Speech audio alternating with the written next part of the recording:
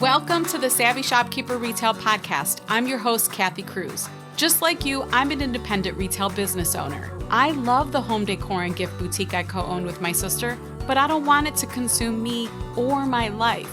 Join me each week as I share lessons learned, helpful tips, and valuable information for your retail business and life. Whether you're buying your products or making your products, whether you're a $25K business or a $2.5 million business, I'm on a mission to help indie retailers work less, profit more, and grow. Let's get started on today's episode. Welcome to episode 112 of the Savvy Shopkeeper Retail Podcast.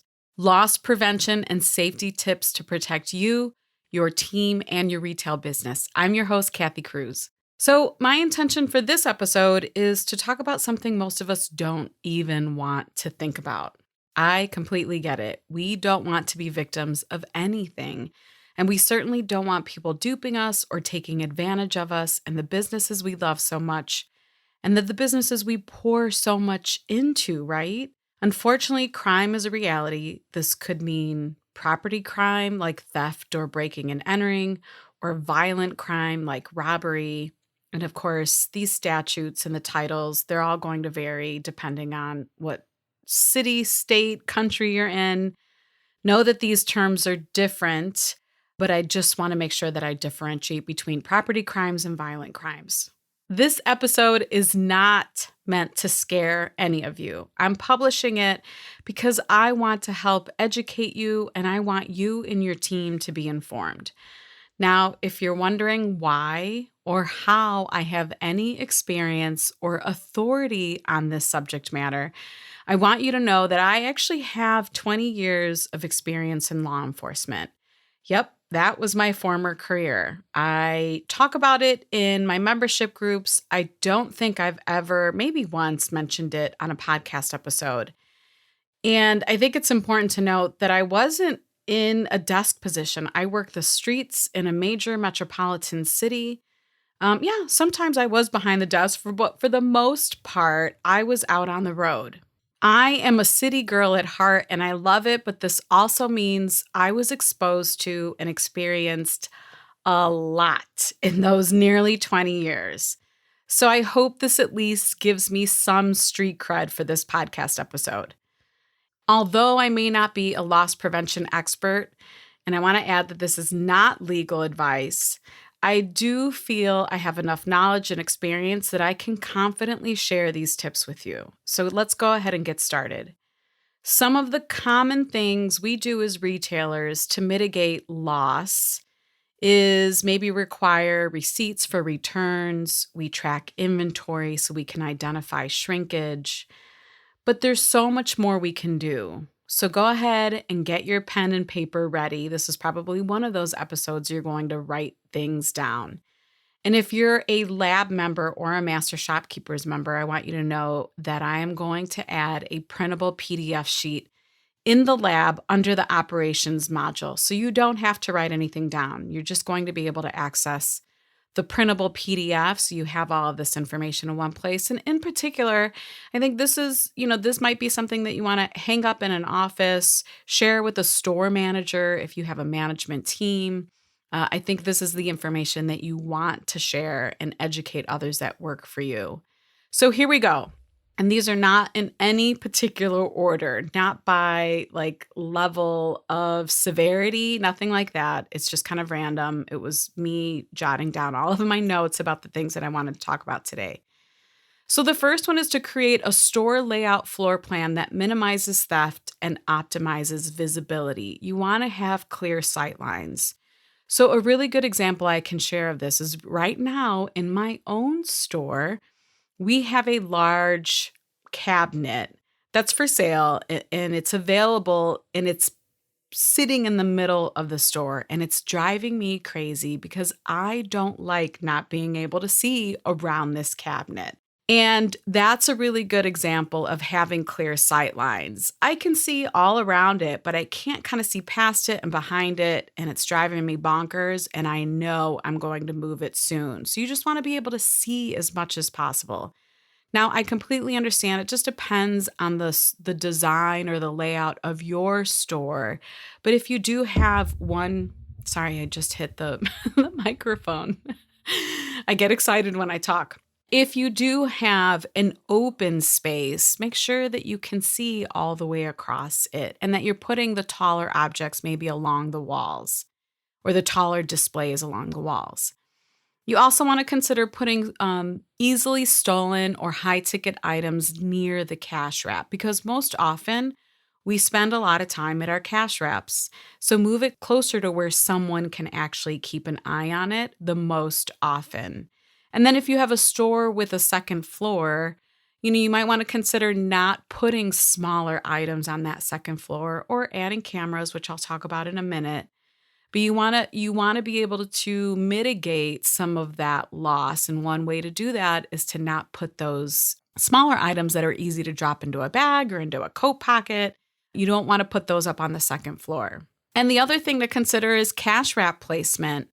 We had a group member recently tell a story that she had her cash wrap originally at the back of the store, and someone came into the store, it was an apparel store, grabbed like 25 items of clothing and ran out. And she was at the back of the store. Now, of course, there's nothing to say that she could have avoided that situation, but she did move her cash wrap to the front of the store, and I think it's a good idea. So something to consider.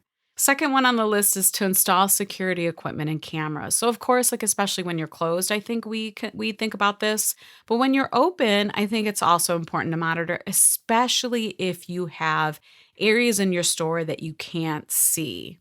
I have a few security camera options on my resources page. So if you're wondering what to buy or what does everyone else use, I have some listed. If you visit savvyshopkeeper.com/resources, they're good systems for retail stores.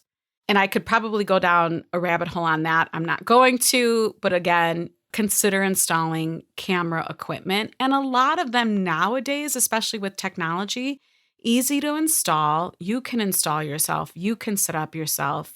They record. You can monitor from an app. All things to consider. The next one is if your store is large enough, before all of you start going crazy when I say this one, if your store is large enough and you have the budget for it, you might want to consider hiring a loss prevention team member. Maybe you hire them for store hours that peak or that are the busiest, where you can't always have an eye on every part of your store. Just something to consider. The next one is to remove cash. Don't have cash anywhere that's easy to grab or even in your drawer overnight. So you never know what's going to happen in evenings. Of course, there are what we call breaking and enterings. Some people call them burglary, whatever it may be when your store is closed and somebody breaks in.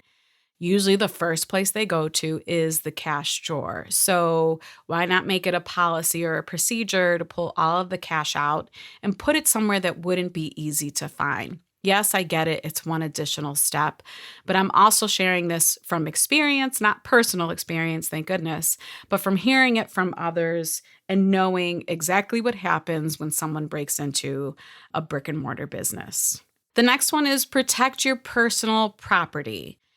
I don't think this is one that we often consider, but where are you putting your purse? Where are you putting your wallet? Where are you placing your personal phone? Where are your employees doing that?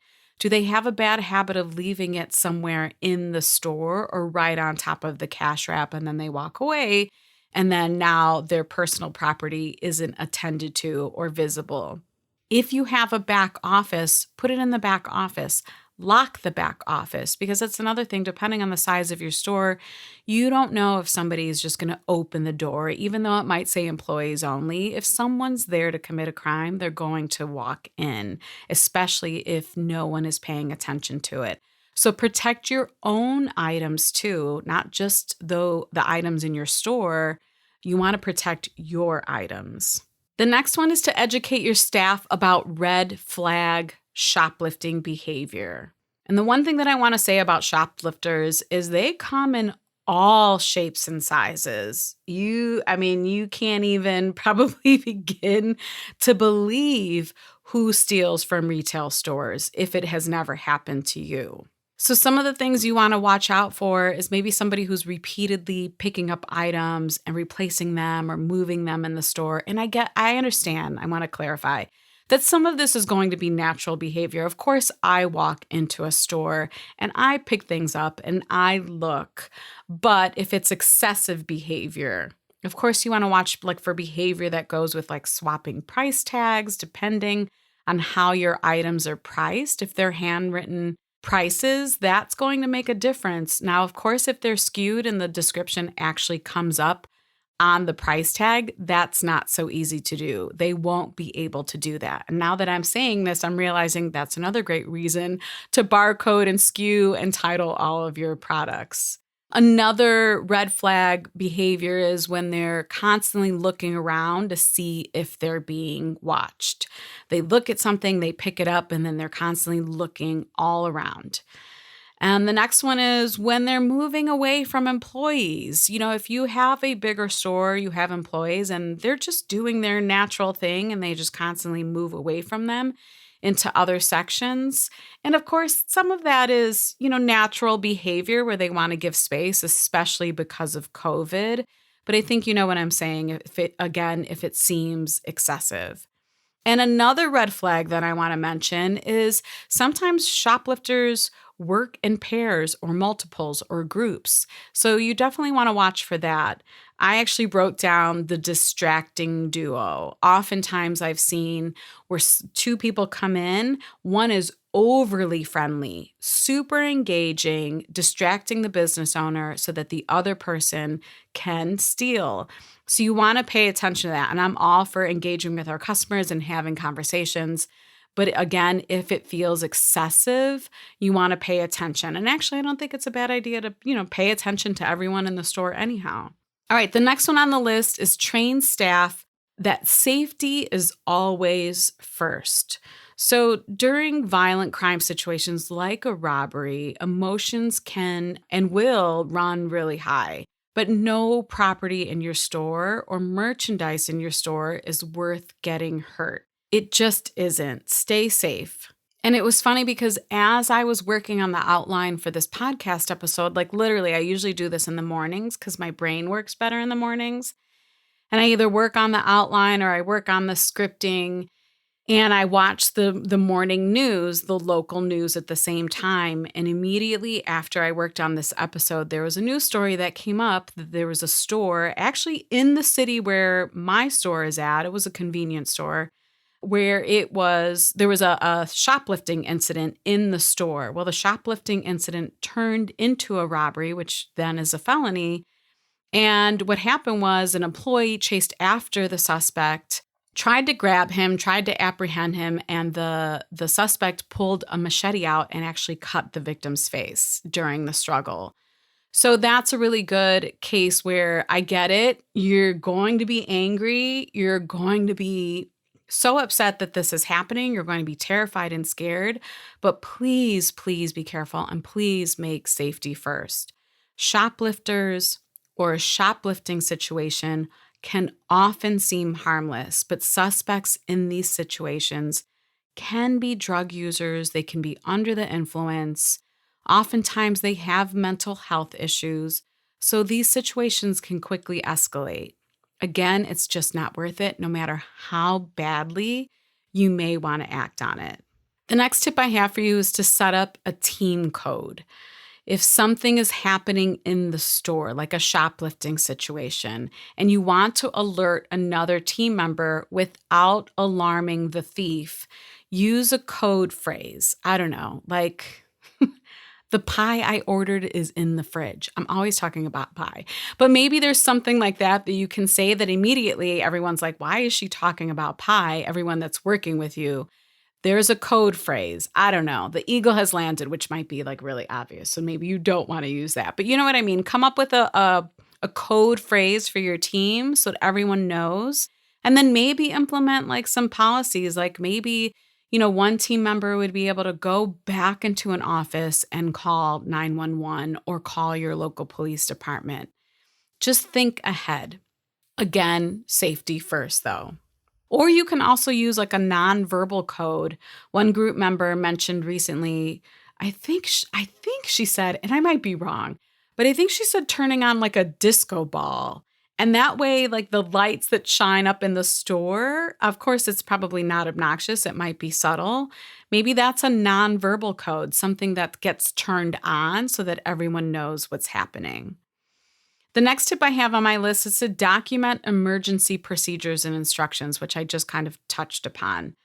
And you want to do this obviously for yourself and for your staff. You might want to include some, what people say, like our ICE names in case of emergency names and phone numbers. This could be phone numbers to your local police department. It could be phone numbers to family members. It could be business neighbors who can maybe help in a pinch because they're close by. Let's say, for example, someone has to leave the store maybe to file a report or do something or get interviewed by the police, whatever it may be, who can keep the store open and running? Who can come in to help? And of course, you want to have your local police department phone number in case it's a non-emergency situation, but you need to call them. And of course, if it's an emergency situation, call the emergency number.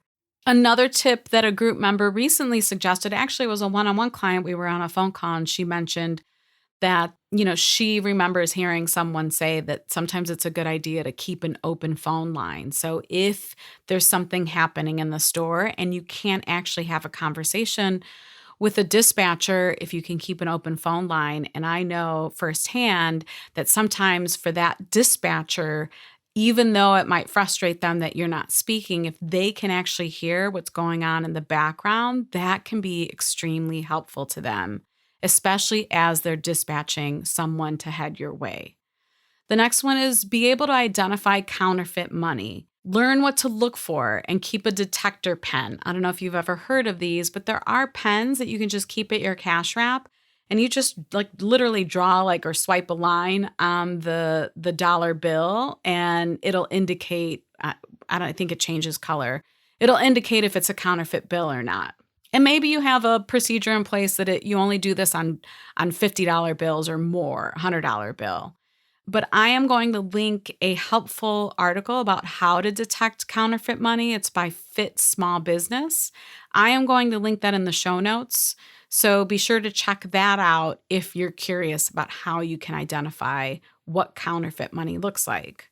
And there are also counterfeit UV light detectors too. So if you don't want to get a pen and maybe you want to get something more technologically advanced, you might want to get the light detector. Again, just something to consider. Next tip is to make eye contact and greet all customers. If this isn't possible due to foot traffic or the size of your store, I get it. Some of you have 10, 20, 30,000 square foot stores. If you can do this, or at least implement practicing like the 10-foot rule, where at the minimum you make eye contact with customers who come within 10 feet of you. So again, if you have a lot of employees, you might want to pass this on to them, make eye contact, look at them. And I love that there was a group member who said, we prevent shoplifting with exceptional customer service. And this is a really good example of it, making eye contact, greeting them, asking them what brought them in, asking, just engaging them in everyday conversation, looking at them. This also could kind of lead to a whole conversation about how to make a good witness, where you're actually paying attention to some of the details. And now I feel like I should have prepared a little bit more on this, but you want to note eye color, hair color, facial hair. What are they wearing? At least like what they're wearing on top. Of course, if you can, remember everything that they're wearing, including their shoes, you're going to make an excellent witness. But that doesn't always happen, especially in scary situations, and I understand. But do the things, in addition to making eye contact and greeting them, do the things that could potentially make you a good witness if you needed to be. And I hope you never are. All right, the next thing you can do is find out if your local police department offers any kind of training or service. I've heard quite a few members say that there are small business loss prevention audits that small local police departments offer, maybe even big police departments, I don't know. But reach out to your police department and ask them if they do anything in terms of providing that kind of service or auditing for small retail businesses like yours. These audits are designed to identify where businesses and business owners are vulnerable. They might be able to tell you should move your camera here, you should place your cash wrap there, you should do this, you should do that. I'm sure they're probably way more experienced in this arena than I am. They might be able to give you a whole checklist or helpful information to make sure that you're not vulnerable or to help you be less vulnerable. Number 13 is to advertise your security measures with signage. I've seen signs that say like wave hi to the camera or this area is under 24-hour surveillance, anything like that. I've even heard people suggest that even if you don't have surveillance equipment, placing those signs up can be helpful. I also want to add that not everyone appreciates this. So let me add that here before you start to cringe. Just again, something to consider. Every business owner is going to feel differently about this in terms of displaying that kind of signage. The last one I have on my list is to implement internal controls. So doing things that can mitigate employee theft. Unfortunately, that happens, by implementing some store policies and procedures. Have systems in place that can help prevent these types of situations. So for example, a cash drawer procedure, an actual form, and if you're a lab member or a Master Shopkeepers member, if you go under the worksheets module, which is now called CEO time/worksheets, you want to go to the CEO time and pull that worksheet out if you don't have a system in place and you have team members that are counting the cash drawer every day. Have systems like that in place to protect yourself and to protect your business. Some examples of other internal controls or what you would be looking for is like discount abuse, cash handling, which I just mentioned, changing prices, slack inventory control. The more you're proactive in these situations and as a business owner, the less you'll have to be reactive. Emotions will run high, whether it's a property crime or a violent crime. Even property crimes can leave victims feeling violated. I don't wish any of this on shopkeepers, but it's important that we don't neglect or avoid this part of business owning. Be smart, be aware, be proactive, and protect yourself. Some of these situations, I also want to add, can be really traumatizing. So don't be afraid or ashamed to ask for help if that happens to you. Again, I'm not an expert here. This is not legal advice. Of course, I have to add the disclaimer, but I do hope it helps keep you, your team members, and your business safe and protected. Before I go, I want to take a minute to ask you for a podcast review. I try to pack a ton of value into 20 minutes and all for free for you to listen to. If you agree that this podcast and all the episodes have been helpful to you in your business, please take a minute to leave a review on the Apple Podcast app if you have access to that app. I understand you may not if you have an Android phone. I promise it only takes 1 to 3 minutes. You can rate it with a number of stars, and of course, 5 stars would be great. And if you'd like, you can write a review, and this can be 1 sentence or a paragraph. I've seen both. But I do find the reviews helpful too, because the more I know about you and the more I know about what you appreciate about the podcast, or even what you're looking for in the podcast, it genuinely helps me help you. So again, thank you so much for listening. I'm always grateful for all the downloads. This podcast has been growing and it's kind of incredible, and I'll have a milestone to share soon. So thank you, thank you, thank you. If you want to see the show notes to this episode or find links to anything I mentioned, visit my blog at savvyshopkeeper.com/episode 112. That's savvyshopkeeper.com/episode 112. Until the next episode, be savvy and boss up.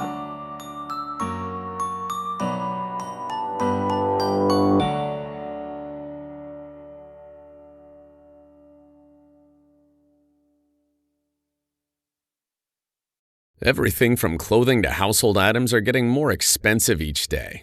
The world of fast fashion has complicated clothing production by shipping cheap parts around the world to whoever can sew them the cheapest. And now you, the consumer, are paying the price with rising costs. American Giant is about keeping things simple and close to home. They aren't affected by tariffs because their products never leave the U.S. Skip the tariff and snag yourself American-made clothing with American Giant. Get 20% off your first order when you use promo code STAPLE20 at american-giant.com. That's 20% off when you use code STAPLE20 at american-giant.com.